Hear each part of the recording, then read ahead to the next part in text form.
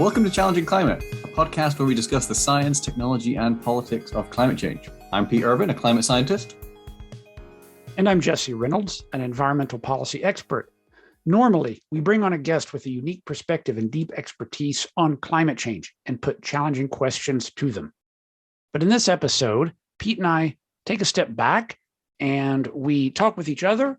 We'll converse first about each other, about what our backgrounds are and our interests and some of the projects we have going on. And then we'll move into looking back on the first 10 episodes of Challenging Climate with an eye toward the future. Yeah, I guess it's my turn to give you a little bit of an interview. Who is Jesse Reynolds? And how did he become who he is today? Well, my career trajectory has many curves, like quite a few of those who end up involved at the intersection of policy and science. When I was first starting university studies, my interests were in the natural sciences. I was strong in quantitative fields, chemistry in particular. And as I became interested in environmental issues, that evolved into environmental science. But as I went to get my master's, my interest shifted to the policy side. So I got a master's at UC Berkeley in environmental policy. And that's where my fascination with the role of technology on questions of environmental sustainability arose. After that, I spent about a decade working on issues of the governance of human genetic and reproductive technologies. Around 2010, when I chose to return to academia to get my PhD, I looked around and thought, well, what's bubbling up of interest at the intersection there of science, technology, and policy? And this was right when the Royal Society report on geoengineering the climate, meaning carbon dioxide removal and SRM, sunlight reflection method or solar radiation modification, right when that was published. So I thought that'd make an interesting topic. So that's when I moved to the Netherlands, returned to the university world, and got my PhD on that topic, the governance of carbon dioxide removal and SRM. So since I remained an academic for the next few years, and now I've moved on beyond academia. I think I remember speaking to you before that you worked with like environmental NGOs or an activist for a while and then shifted to a more academic perspective. Yeah, I'm not sure if activist is quite the right word. I've certainly had an interest in the role of activist organizations and how they can and should influence policy. Most of the years between my master's degree and my PhD were at a small NGO in the US that was focused on whether there should be a future of human genetic modification and other emerging reproductive genetic technologies. And if so, how can those be responsibly regulated? And in a way, one might see that as a detour from environmental issues. But certainly looking back on it, I can see the context of these overarching questions of expanding human leverage over the natural world through emerging technologies, some of which should be regulated and governed, but questions remain how and for what ends. Yeah, I guess we all have our sort of career trajectory, but I guess did you have some like changes in your views and perspectives or like the ideas that motivated your work over that time? Yeah, I think there were two primary shifts that I can look back on. One is the shift from the quantitative natural sciences to the social sciences. At the time, it seemed clear to me that the scientific evidence of environmental problems and available responses, if not solutions to them, were available, and that the bottleneck lie at policy and politics. And because of that, I felt that my efforts could be and should be better spent at the latter. The other shift was more gradual. Like many people, my politics were a little bit further from the center when I was younger. It's understandable as you learn about the world and the serious problems that it has to become frustrated, if not a bit angry, at the existing institutions as failing to deliver what could and should be delivered. And as is common, as one goes through life and has experience, I began to see some of the more difficult trade-offs in policy and in politics. And that brought my politics a bit closer to the center. I presume you mean you went from further left to the center rather than from the far right. Just to check. Just to be clear, yes. I was a young member of the progressive wing of the U.S. Democrat Party. So I was a strong advocate of Jerry Brown in 1992. And I think that's the sense of my politics through the early 2000s or so. Well, I guess from your research, probably the biggest output you put out there was your book on the governance of solar geoengineering. Is it just solar geoengineering? Correct. So how would you describe your research focus? At the most general level, it's how policies and institutions and norms can be crafted so that technologies, emerging powerful technologies in particular, can deliver the greatest net benefits with particular eye towards those people who are currently and historically disadvantaged at the lower ends of the world's socioeconomic distribution. And within that, I did turn my attention in my PhD research and my postdoc research thereafter to the governance of carbon dioxide removal at large scale, and especially toward SRM, solar geoengineering, as my book calls it. And that, for the new listener, is a set of proposals to increase the reflectivity of the planet in order to counteract climate change. And it raises serious governance issues and socio-political challenges. So in the book, I tried to cast a pretty wide net on those issues and situated in more than one disciplinary context, I guess you could say. First and foremost is international law, which is the department in which I got my PhD, but also drawing from international relations, so political science, thinking about how countries actually interact, not just the rules that they make explicitly in terms of how they relate to each other, as well as economics.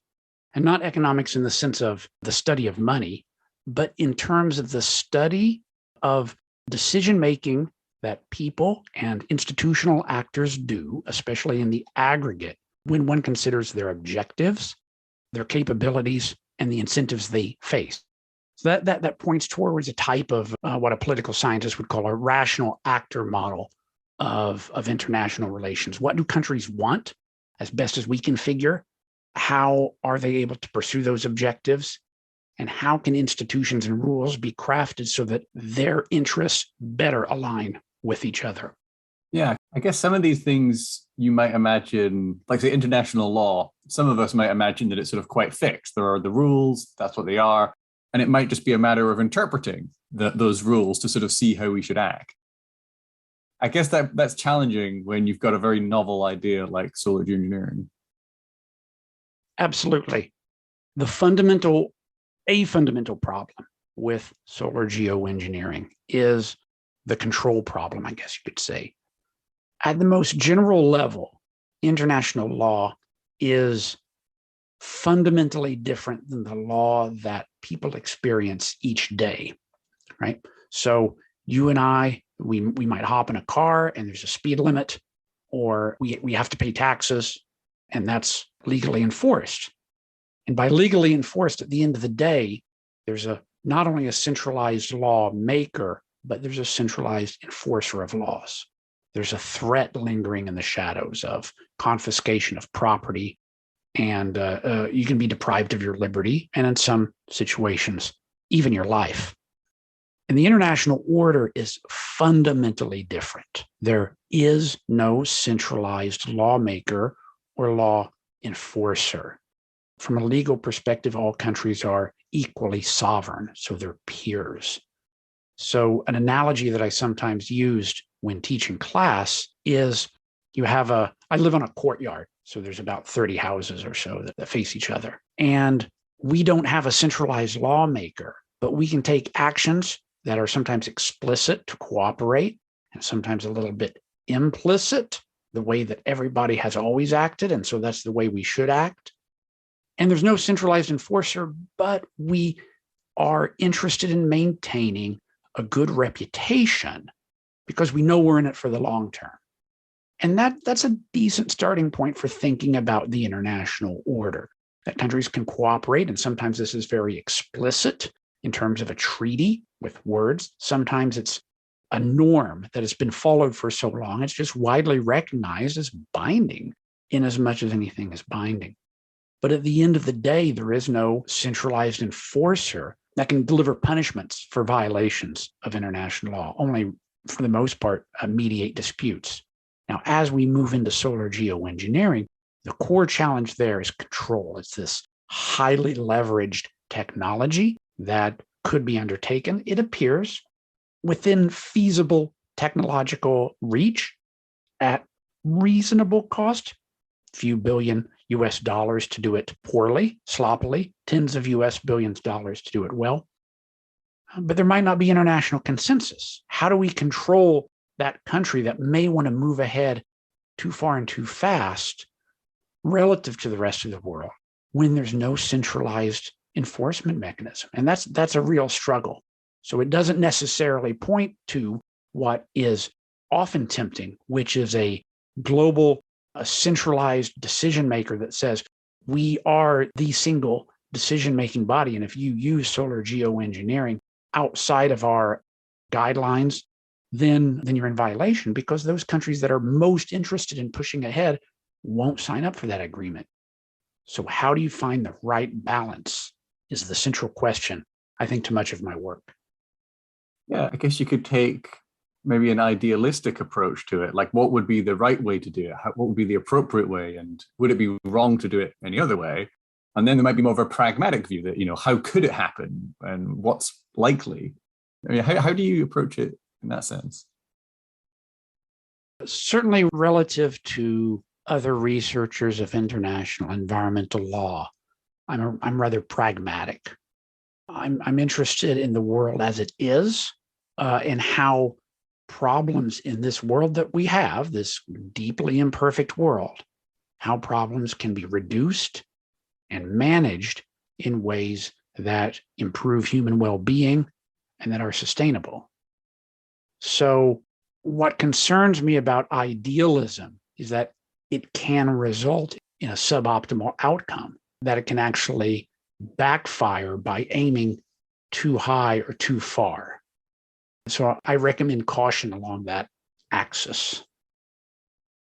Well, now your latest project isn't a research project. You are now part of the Global Overshoot Commission. So what is the Global Overshoot Commission, and what's your role in it? So the short term that we're using is the Climate Overshoot Commission, the longer name being the Global Commission on Governing Risks from Climate Overshoot. And this is a global collection of eminent and independent leaders who will examine additional options to reduce the risks of climate change as global warming approaches the lower end, at least, of the warming goals set out in the Paris Agreement. And that's 1.5 degrees C. The world is right now at 1.1 and increasing as the years go by. And we have assembled a collection of 16 figures, of which I'm quite proud, quite excited to be part of this project. This includes a handful of former presidents and prime ministers, national ministers who are both current and former, leaders of intergovernmental organizations, leaders of environmental organizations, and other experts in global governance and sustainability. And the objective here is to look at these additional approaches to reducing climate change risks.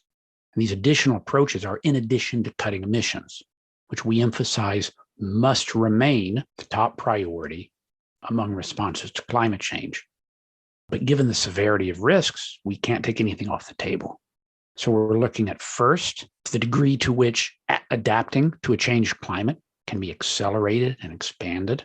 How far and how fast can this process go in the time we have remaining?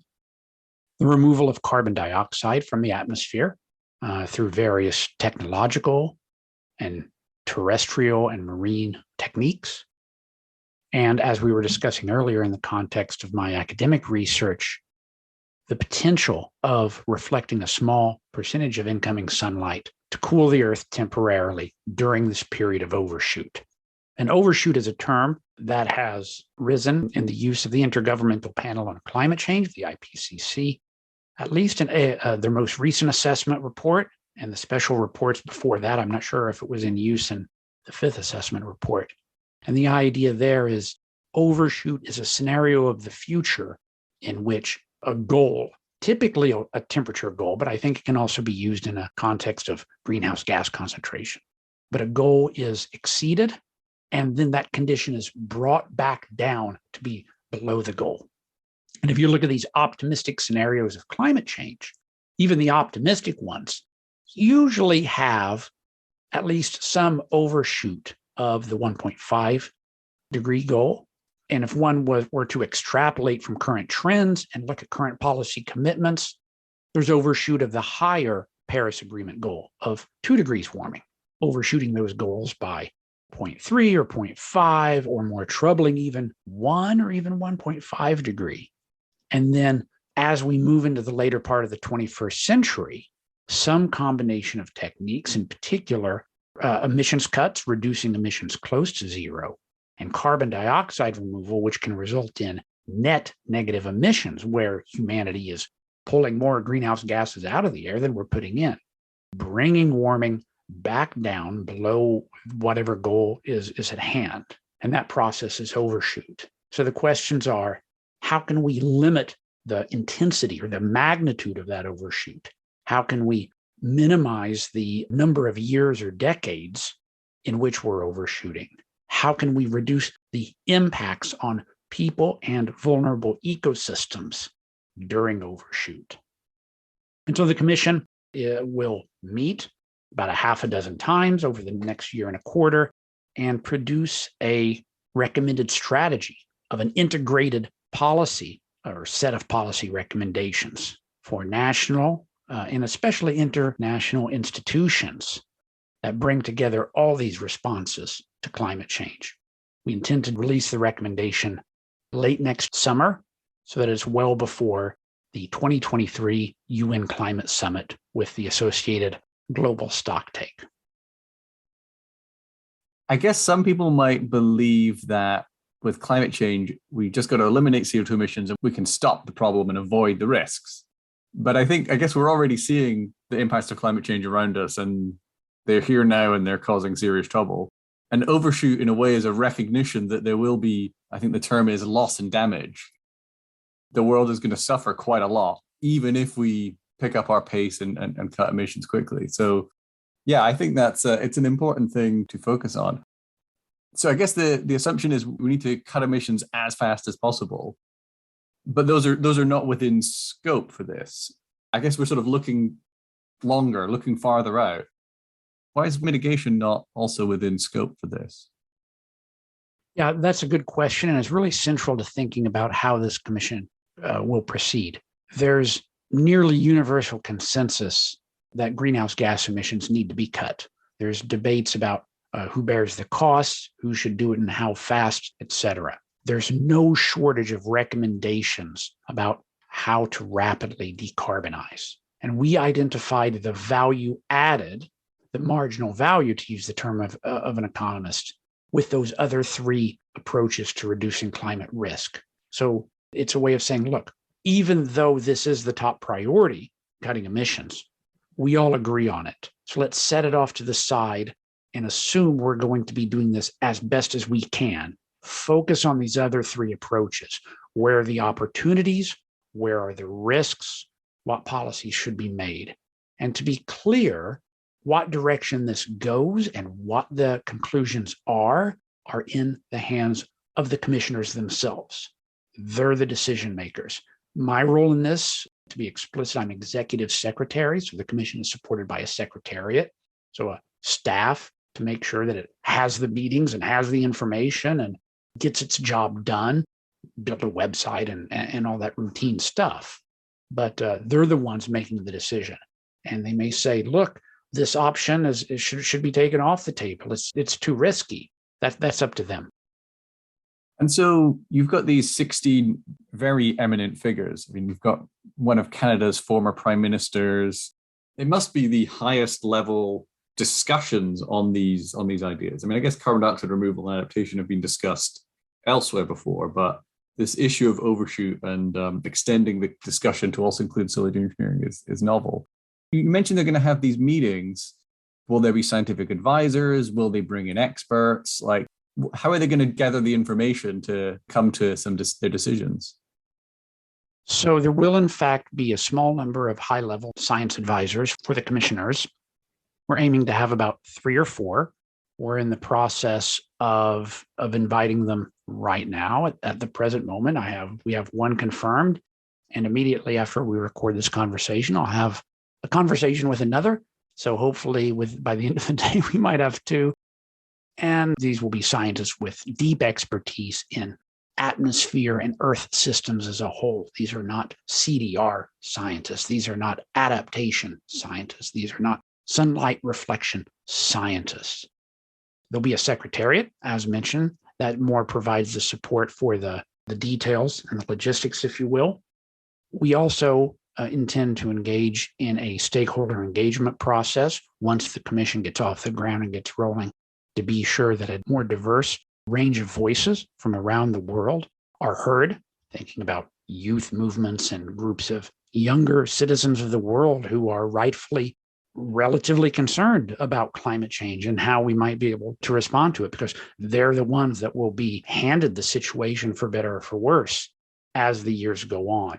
And I got to be sure and work this in for the listeners who are curious about the composition of the commission and any other information. Our website's overshootcommission.org, and we'll put a link in the show notes, won't we, Pete? Yes, we will. Yeah, so it sounds, I mean, if they're producing a report in a little over a year, it sounds like you're going to be pretty busy. That's been the case thus far with this project. So I suspect so. Well, I think it's really interesting. I'd be really keen to see how it develops and what comes out of it. Yeah, I'm excited about this as well. So maybe the time has come to learn a little bit about Pete Irvine. Are you ready to be put on the hot seat? Yes. So how did you get to where you're at? You are an assistant professor. It would be the international term, but I think you're a lecturer is the UK term at University College London. How did you land there? I did a physics undergraduate degree, and I wanted to know how the world worked. And at school, the only subjects that seemed to actually give sensible answers were maths and physics. So I kind of got drawn into that. But at the same time, I think another strand, I'm a sci-fi fan, right? So whenever I was doing projects or literature review, I was always doing things like invisibility cloaks and slightly fantastical stuff. What attracted me to physics was that it offered explanations, but it also, very clearly offered tremendous, frightening technologies and developments in the world. I mean, obviously the nuclear bomb is the most striking case of people found some unusual rocks that made film exposed. And then a few years later, they blow entire cities up. It's pretty remarkable and frightening. So going through that physics degree, I really enjoyed learning all this stuff. But after a certain time, it got a little too esoteric.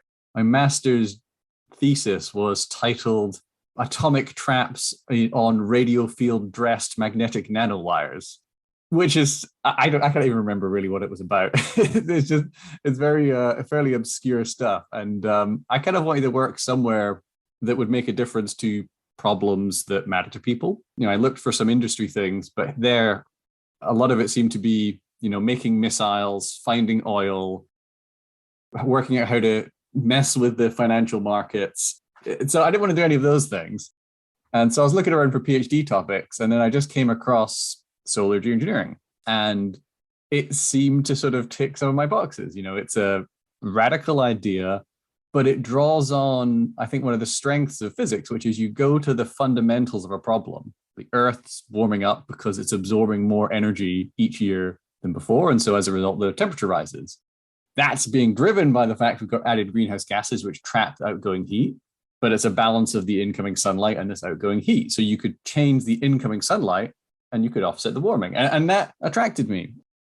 I think another strand, as I was going through my physics degree, is I was getting quite fed up with how narrow it was. UK degrees are very, very, very focused. I did maths, further maths, and physics A level, and then only physics courses at university. So it's very sort of railroad type education. And I just kind of got more interested in philosophy and other issues that I was just kind of reading in my spare time. And so I thought I saw solar geoengineering, and immediately it's not just a technical problem. It's very clearly an ethical, moral, political issue, but one that I think everybody can understand, at least intuitively, and discuss and get involved with. So it kind of ticked all my boxes. It was sort of ethically challenging, moral and interesting. It was physical and understandable. Anyone can talk about it. So that's kind of what drew me to it. I started out climate modeling, the response to solar geoengineering. But again, very quickly, I have these results of temperature changes and rainfall changes, and that's all well and good, but what does it mean? So I kind of started to get drawn out from the pure physical science aspects of the subject into the what does it mean? So yeah, even during my PhD, I started to sort of look a little bit into what it might mean for agriculture or what regions might be worse off, that kind of question, which is more subjective or goes farther than just a pure physical understanding. Then I did a postdoc in Germany, which was very interdisciplinary and a learning experience, learning the languages of other disciplines, how ideas merge or clash. Yeah, it was lots of failures and some successes and lots of learning. And then, yeah, I don't know. Yeah, I went to Harvard for another postdoc, coming back to more of the technical analysis. But yeah, I think throughout my work, I think the thing that's motivated me is we need to understand the science of this idea, but we also need to find out what that means for the broader issue. Like, we've got these changes in rainfall. What does that mean? Will countries agree on this? How could it be deployed? I'm just interested in how it all connects together, is sort of the big picture of it. Your trajectory during your undergraduate and master's years reminds me of my own, becoming a bit disaffected with pure academic research in the natural science and averse to the applied areas that were immediately available, as you spoke of building missiles and identifying oil. It's not that different with a chemistry degree.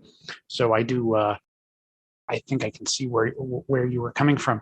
Before we dive deeper into your recent research on solar geoengineering, allow me to ask you, what was the most influential science fiction work that you read? Oh, it's a good question. I'm not sure. I mean, I guess there's a lot of ones. I really loved the Uplift Wars. It was very sort of fantastical space opera stuff. So these sort of high adventure type things. I also loved the kind of the philosophical or idea-based ones. I mean, Isaac Asimov, lots of fun. Not a great writer, but a great thinker. So yeah, I read quite a lot. But yeah, I think it's the writing about the possible, like what might be and what could be and what if it were different. I think that's the sort of the theme, which I think comes across in a lot of sci-fi. So I'm not sure if there's any one particular one that caught me, but just that the possible is sort of what intrigued me. Did you read Dune? I did read Dune. Lots of fun. Yeah, I actually just reread that quite recently. I bring that up because I was just earlier today listening to an interview with our mutual acquaintance, Oliver Morton. He was speaking to the C2G podcast, and he brought up the relevance of Dune, obviously to questions of geoengineering, but to climate science more broadly. Let's move back to your research. I think we've described what you call solar geoengineering. We use these terms roughly interchangeably. SRM will probably bounce between them here during this conversation. I often get asked a question that I want to ask you because it's a natural science question. I was asked this by a colleague just yesterday, in fact. What would be the effects of solar geoengineering? How can you most briefly describe it? What would it do? Who would be harmed? What are the risks? What are the benefits? Yeah, I guess the way I like to think about it is, or how we think about it in climate science, is that there are what are called forcings or forcers that have an effect on climate, that drive it to somewhere different. Now, CO2, greenhouse gases adding up in the atmosphere, that's one forcing, and they trap heat, and that then leads to a warming of the planet.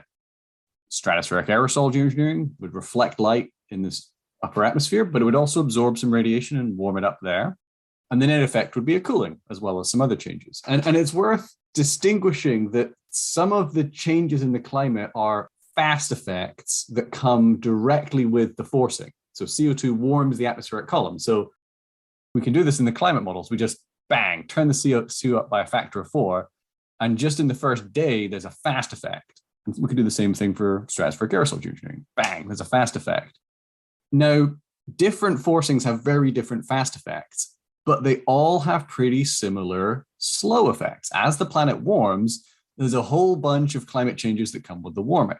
So when I think about what would stratospheric aerosol geoengineering or solar geoengineering do, it wouldn't undo the fast effects of CO2 on the climate, and it wouldn't undo the direct effects that CO2 has, say, acidifying the ocean and changing the way plants work, because they breathe in CO2 and breathe out water, and it changes that. But it would reduce that temperature change, as well as bringing some of its own effects. So I think there's unaddressed effects of CO2. There is the avoided warming, which is a whole set of things I can discuss. And then there's the fast effects of stratospheric aerosol geoengineering, as well as its side effects. So it warms the stratosphere, as I mentioned. It doesn't necessarily matter too much to us, but it makes the sky a bit hazier. It scatters light to space, but also it scatters it downwards. I mean, we've all seen hazy days. In addition, it affects ozone, but not a great deal. And the idea with most of our simulations is that we're sort of mimicking or copying what volcanoes do, which is add sulfuric acid or sulfur dioxide to the stratosphere. Now, that sulfuric acid is acidic and it causes acid rain. It also causes a lot of pollution problems at low levels. So you add SO2 to the stratosphere, you're going to cool the climate, but you're going to add to the acid rain problem. But we already have a very large acid rain problem because of pollution, and we'd add a relatively small amount.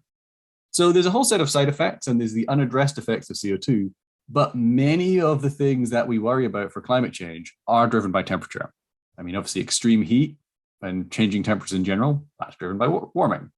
The reduction in extreme cold, that's driven by warming. But there's other things too. Sea level rise, the melting of ice on land and the warming of the oceans, primarily driven by temperature. So if you were to reduce temperature, you're going to reduce the drivers of sea level rise. And I think more surprisingly, extreme precipitation. So as the planet warms, air carries more moisture. So all else equal, when you have rain, moisture coming together in a storm and dropping as much as it can, for every degree Celsius of warming, it increases by 7% the amount of water that it carries. So 2 Celsius of warming means there's 15% or 14% more rainfall coming out when rain is at its most intense. And that's a pretty robust thing seen across the world. So reducing temperatures will reduce that change. There's another related thing that air can carry more moisture. So when you've got a dry period or a dry region, warmer air is going to suck up more moisture in those places and in those times and dump it in wetter places and wetter times. So you generally have an intensification of the patterns of wet and dry, both in space and time. It's more complicated than that, but temperature drives a big part of that. Just to be clear, what you're talking about there about the intensification, that's climate change. That's greenhouse gases, right? Yes. And now you're going to move back over to... Sorry, yeah. I was describing there's a whole set of effects that come with the temperature change. And as stratospheric aerosol geoengineering would reduce that temperature change, it'll reduce all of those things, and we can be pretty sure of. Now, it'll cause some other changes. And as I mentioned, CO2 has some effects that would persist. The warming of the atmosphere means that you have a suppression of convection. Convection carries warm, moist air from the surface and then dumps it higher up in the atmosphere. If that's already warmed, there's less demand for that transport of moisture from the surface to the upper atmosphere, which reduces rainfall and that changes circulation. So there's some changes driven by the fast effects of CO2 that we just can't address and that would remain. And then there are some other effects that come from the stratospheric aerosol geoengineering itself. It warms the stratosphere. There's a winter warming effect we see after volcanoes, and there's some other effects we see too. But yeah, I think there's a whole set of things that we know it's going to reduce some of the effects of climate change, or many of the effects of climate change. That's sort of the theory of it. And then we have our climate model results, and we can kind of analyze them in more detail to get sort of more of a regional picture. Now, let's suppose I'm a political decision maker. I say, well, Dr. Irvine, that's all well and good, but I'm responsible for the well-being of my nation. Now, I've heard that the solar geoengineering would necessarily bring winners and losers. Is that true? And most importantly, would my country be a winner or a loser? That is a great question. I think it's worth taking a step back. I think, while I kind of in my intro, I was sort of saying, I was quite attracted to the idea of stratospheric aerosol geoengineering. It's not because I necessarily thought it would work. It's that I thought there was some possibility that there might be something here. But I think something that motivated a lot of my early research was trying to find where are the big problems with this idea? Like, where does it go wrong? And, I mentioned a whole set of things that it would definitely reduce: extreme heat, the general change in temperature. These are things that are critically important for human health and for driving ecosystem change. Just temperature change alone is a huge part of the impact of climate change. Sea level rise too would be reduced. Extreme rainfall would be reduced. But regional changes in hydrology, that's the place where we want to look if we want to look for problems. And, there's some evidence that some places are seeing, one of the trends we see is overall a weakening of global rainfall, weakening of the global hydrological cycle. That means less precipitation, but it also means less evaporation. So how that balances out in different regions will vary. So yeah, I think this is where we want to look for winners and losers, or at least that's a way in which some countries may lose out. And climate model projections aren't perfect. And also there's uncertainties in how we would do this and how we would deploy it. So exactly what pattern of change we can expect is difficult to know. I think one of the things on the hydrological change, on rainfall changes and water availability changes, some of the simulations I've done, analysis I've done, shows that, under climate change, some places get a lot wetter and some places get a lot drier. If we were to use stratospheric aerosol geoengineering to offset half the warming we expect in global warming, we would see both the places we see the largest increases in rainfall see those reduced, and the places we see the largest decrease in rainfall would see those reduced. Like overall, there's less change in regional hydrology. But if you go more than halving warming, you don't really get any better than that. You've reduced the overall change, but not eliminated it. And in some places, you're going to see more change. So overall, you see less hydrological change, but there will be places that will see more, and there will be places that may get drier. So yeah, exactly where, exactly how is difficult to say at this time. But you can imagine a scenario, and I'm just going to pick a place that seems like a candidate, is the Mediterranean, so Spain. In some simulations, it looks like it's going to get a bit drier. So climate change is going to make it dry, make it reduce rainfall. And it might be that stratospheric aerosol geoengineering reduces rainfall further. The question is, that's not necessarily mean that Spain is worse off. It means that Spain is worse off perhaps in that respect. The question would then be, what's the total effects of a climate change world versus a stratospheric aerosol geoengineering world? So you might have less rainfall, but how has evaporation changed? You might have maybe less water availability overall, but how has variability changed? Is it more consistent or not? And we know temperature will be reduced. We know sea level rise will be reduced, and extreme precipitation is likely to be reduced. So the judgment of whether a region is better or worse off is a little difficult. You need to go to the next level. You need to start running some agricultural models. You need to start thinking about ecosystem impacts. And then to some extent, it's going to be a subjective judgment. I don't know exactly what the challenges are in Spain. I know heat will be a challenge, sea level rise will be a challenge, but is water availability the biggest challenge? And if that made worse, will that dominate the other changes? It's hard to say. I think we're at an early stage, but I think that it's clear from the model simulations we have so far that stratospheric aerosol geoengineering would reduce most of the effects of climate change in most places, but some places will see greater change in some variables. And then they may or may not be worse off as a result. So I think everyone presumes, and perhaps rightly presumes, that there will be losers. But there's at least a possibility that even those who lose out in some respects may still judge themselves better off because of the other changes. This is kind of early stuff. I've written some comments and done some analysis, but I think in future research, I think people need to flip it around and say, can we guess or identify which regions would be made worse off and make a case for it? Because I think there's been this presumption that there must be losers, but I think we should at least question it. And I think I'd like to see someone demonstrate that a region would be worse off. In the conversations around solar geoengineering, I've heard a lot about its effects on not just the hydrologic cycle and rainfall, but specifically on the tropical, or more accurately, I think, subtropical monsoons. We hear a lot about the South Asian monsoon, the West African monsoon, et cetera. Could you elaborate a little bit about that? And what do we know, and how can we communicate that? One of the, I think, most widely reported or discussed result of stratospheric aerosol geoengineering is that it would weaken monsoon rainfall. And that is true, but somewhat misleading. Most climate models project an intensification, an increase in monsoon rainfall as the planet warms. And what we typically see in most simulations of stratospheric aerosol geoengineering, the setup is, let's try and keep temperatures constant, while where they would have risen by 2 or 3 Celsius, let's stop that rise. And rather than preventing the increase in rainfall in the monsoon regions, what we generally see is that the monsoon regions see a net reduction in rainfall. So rather than, say, a 5% increase in rainfall, they see a 5% decrease in rainfall.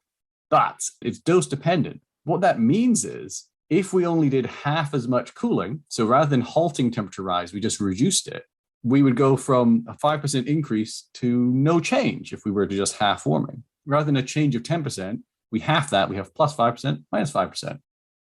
Right. So, I often try to communicate what SRM would do, and it's really hard. Because not only is it dose dependent, not only is it dependent upon the particulars of the regime, but you're really trying to compare 3 points, right? It's not A versus B. It's A versus B versus C versus A, right? So you have some sort of a pre-industrial world, or sometimes it's 1980, or it's the year 2000, or it's now. And then you have some world of greater greenhouse gas concentrations of some magnitude and the associated warming. And then you have a possible world with that elevated greenhouse gas concentration plus some amount of SRM. And then you can model the effects. And each of those has variables hidden in them, especially the SRM, what latitude, what time of year, what intensity. So to which world does one compare the SRM to? And it's difficult because, yes, SRM is only being considered as a response to a possible future of greater and greater greenhouse gas concentrations. But at the same time, this is the world we're used to, is 2020. And in our rear view mirror is a pre-industrial world that we're familiar with. So to some degree, it's an appropriate but difficult communication. Let's look at our podcast here in the last few minutes that we have, shall we? Let's. All right. So, Pete, I had been thinking about starting a podcast myself last fall. And then you contacted me in September or so. I thought, there we go. Let's do it. So here we are. I think we're at episode 11. Yeah. And we've had 10 guests. Why don't I turn the table over to you? Yeah, sure. What have you drawn from our guests? What has been one of the bigger surprises, let's say, as we've interviewed our last 10 guests? I think we both had a similar vision for what we wanted out of a podcast, which was good. It kind of coincided. And I think the guests that we've brought on have kind of been, we've done what we're kind of setting out to do, which is dig a bit into some of the science, give people who are interested in climate and a little bit knowledgeable or fairly knowledgeable in their area, or just interested in the topic, a bit of a deep dive on some of the various issues. We had, in terms of scientists, we had Jan Minks, Gavin Schmidt, Wake Smith, so David King, and then Robert Lempert. They're all sort of quite technically focused. I think it's very valuable having people who've been really involved in coordinating that kind of deep review of the topic and getting to the consensus. but then, giving their takes on it. So that was great. I mean, Gavin Schmidt was just a great communicator, and it was nice to have that. I mean, something I've been interested in, that kind of like the twists and turns of this story around climate change, like how we've developed confidence, why we're so confident, where the uncertainties remain and how significant they are. He was great at, he's obviously had a lot of experience battling on this, and was able to give us a great take on it. And then a bunch of people on the policy side, Roger Pilke, controversial, but always has interesting takes. Holly Buck, lots of details on the ending fossil fuels. Xeon Lights with a very interesting story, coming from a activist side, coming from one form of activism and moving to another, a bit more controversial, the nuclear power. And then, having some of these broader thinkers who maybe tangentially touch on climate change. Elizabeth Colbert, obviously giving her take on the long history of media's involvement in the issue, as well as her great books and her kind of ambiguous feelings about interventions, the need for and concerns about them. And then, of course, our first episode with Neil Stevenson was great. Seeing someone who is very technically capable and scientifically informed, but not bound by that information, and seeing how he worked that stuff into his fiction in a way that enriched it. So no, it's been great. It's been great fun. Covered a lot of things. Yeah, I've really enjoyed it so far.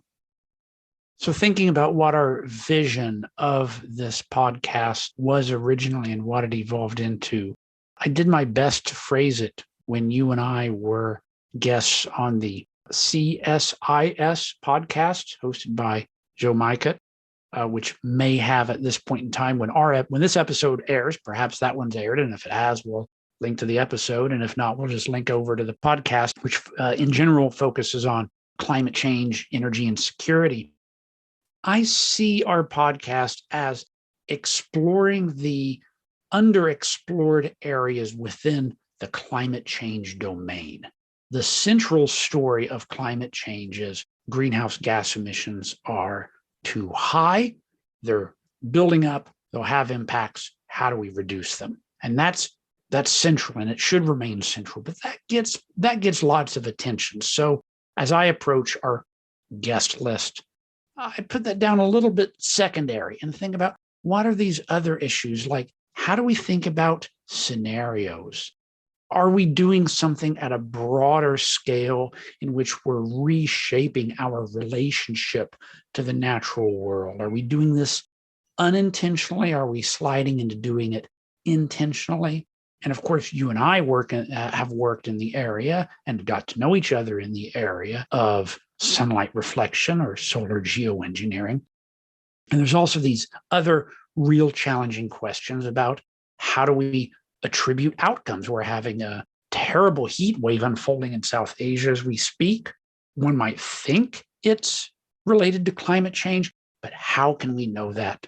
How can we know that for sure? So these are the sorts of things that I've tried to explore so far, and that I hope that we can continue to explore as we go into the future. Yeah, I think that there's a whole set of, on the science side, there's a whole set of areas where relatively small number of experts can actually clue us in. One of the questions, I haven't found someone for this yet, but forest fires is one that they keep looking like they're getting worse and worse and worse. And I guess they're very evocative. It looks very apocalyptic, but how apocalyptic is it? Like, how bad is it? What can be done to stop it, to limit it? Or, will LA be burning down in 2050? I presume not. I hope not. But I think it'd be great. I kind of want to have speakers on like that who can, similarly with biodiversity. I think there's a lot of us who know that there's these risks that are increasing, that are troubling. But I want to find experts who can speak on just how dangerous it is, just what we can do to limit it, to get a better sense of the scale and threat from various things like sea level rise in cities. It's another area where I know there's a challenge, but what can you do? How will Miami have to be abandoned or not? I want to get into some of that. And as well, you're right. I think these, where does it plug in? Where does climate change plug into the broader challenges, the culture, the impacts on young people? There's a whole set of things there. And we've got a few guests coming up, which we could discuss that will be quite fun. We've booked them in or almost booked them in, and we'll be recording episodes shortly. So I I think one of those will be my colleague at UCL, Mark Maslin, who is a climate researcher, but he's also done a lot of great work on the origins of humanity, connections to climate, but also, just how that came about. Also, he wrote a great book on the Anthropocene, defining it rigorously. Like, how can geologists, put a marker on the ground or in time and definitively say the Anthropocene started here? Got a great book that gets into the debates there and puts forward his own specific date that he believes it is the right place to start the Anthropocene. So he'll be great to have on. Another one, maybe you can pronounce his name, Dagmar de Groot. Dagmar de Groot. He is in fact of Dutch origin. I'm an American living in the Netherlands, and he is a Netherlander, a Dutchman living in America. He's also a historian. We 3 out of our 4 guests we have booked right now are in some sense historians. That's an interesting coincidence. I don't think we had really planned that.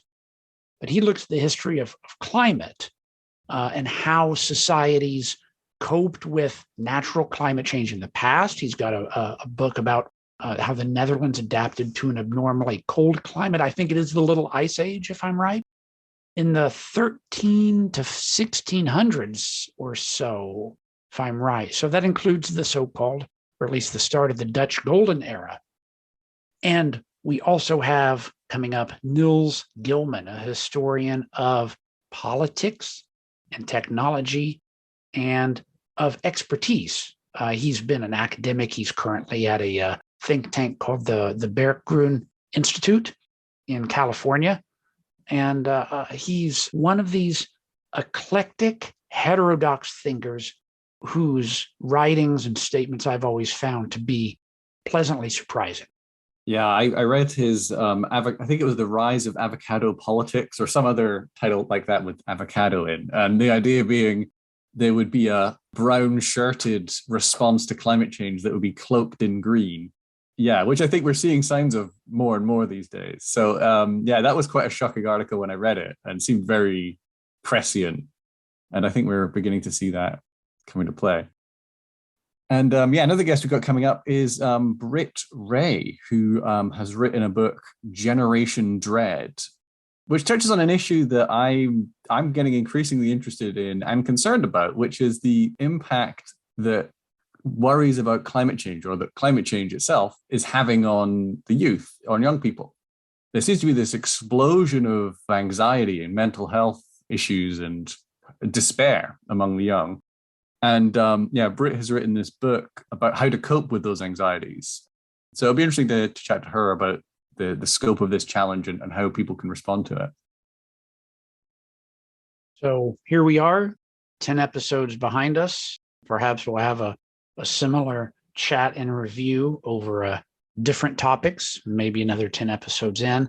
Pete, it's been a pleasure, not only this conversation, but the 10 episodes prior to this, and I look forward to the next batch. Yeah, and thanks to all our guests. It's been great having everyone on, and here's to the next 10.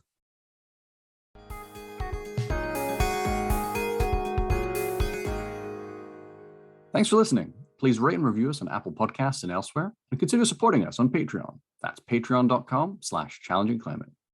Jillian Chong is our production assistant, and our music is by Peter Danilchuk.